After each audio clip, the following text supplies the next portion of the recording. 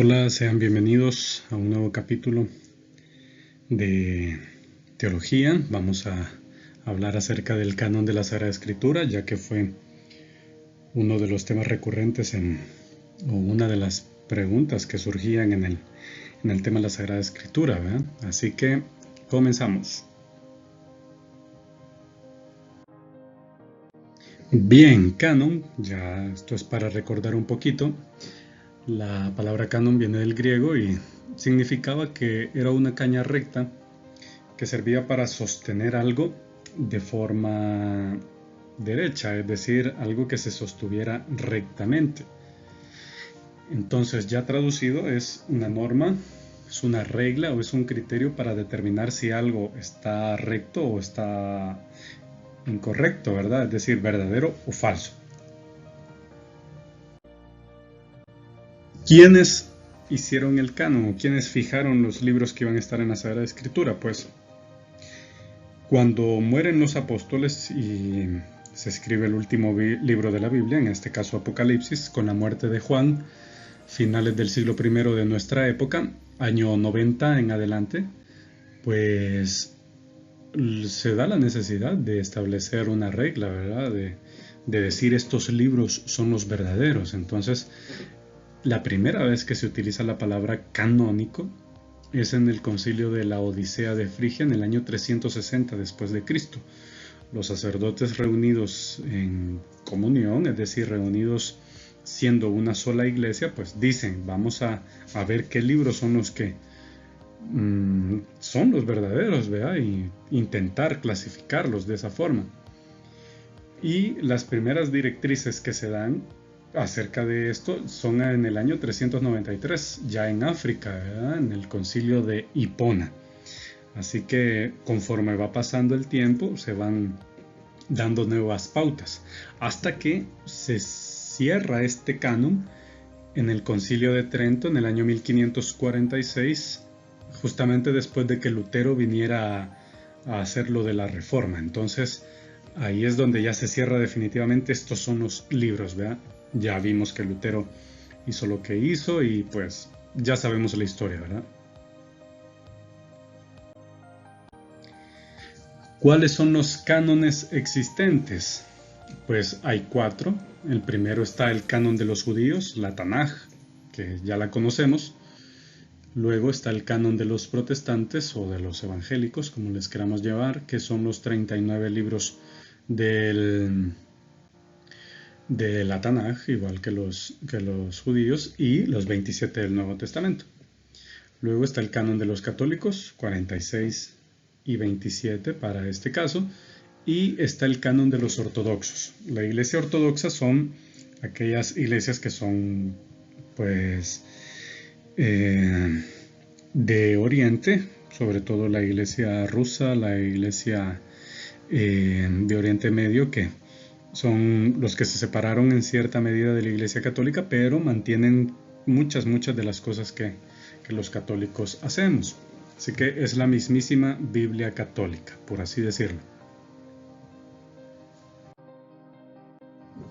¿Cuáles son los criterios de canonicidad para establecer qué libro es regla, qué libro es canon y qué libro no? Pues en el Antiguo Testamento y en el Nuevo Testamento hay diferentes criterios. En el Antiguo Testamento pues está la Biblia de los 70, que el libro que pertenece a esta Biblia pues es considerado canónico. Luego aquellos que se utilizaban en las sinagogas, los que más se utilizaron en las sinagogas, también pasan a ser canónicos.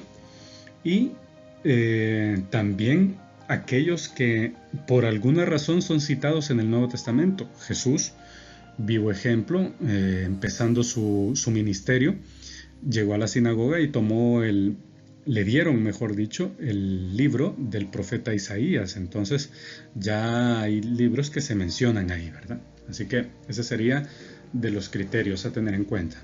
Ya para el Nuevo Testamento están los de origen apostólico, es decir, aquellos que se sabe que un apóstol fue el que las escribió. Tenemos las cartas de Pablo, que evidentemente la mayoría tiene su autoría.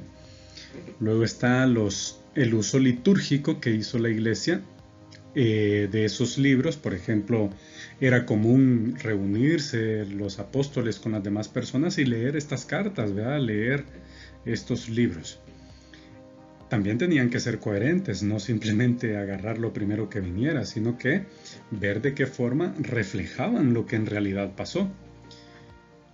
Ortodoxo significa que algo sea de recta doctrina, ¿verdad? Es decir, no que empiecen a hablar ahí carambadas, sino que de verdad se fijaran en lo que es verdaderamente importante dentro del cristianismo en ese momento.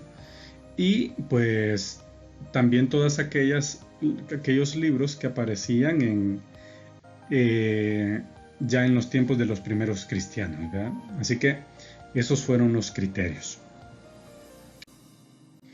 ¿Qué pasa con los libros apócrifos, que también nos causan mucho interés? Pues apócrifo significaba que es algo oculto, sobre todo no hay que verlo así como algo satánico ni demoníaco, por ejemplo, sino que, es decir, aquello que no dejaba ver tan claro, a eso se refiere, ¿verdad? Es decir, no me deja ver con claridad las enseñanzas este libro, entonces de ahí viene la palabra apócrifo. Esta mayoría de libros, pues, tienen historias muy fantasiosas acerca de Jesús. Creo que en clase les conté que hay un evangelio en el que cuenta que el niño Jesús no tenía muchos amiguitos cerca, entonces del barro hacía surgir seres, es decir, animalitos que jugaran con él y ese tipo de cosas, ¿verdad? Luego quedaron fuera del canon porque eso, ¿verdad? Eran sobre todo enseñanzas muy dudosas y evidentemente había que tener cuidado con eso.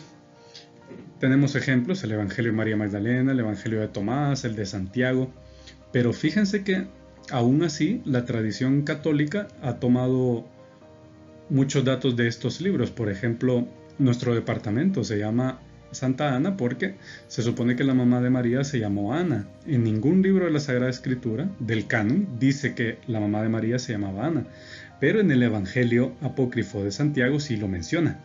Entonces se toma ese nombre, ¿verdad? Pero imagínense hasta dónde ha influido que el lugar de donde vivimos pues se llama así, dedicado a la mamá de María.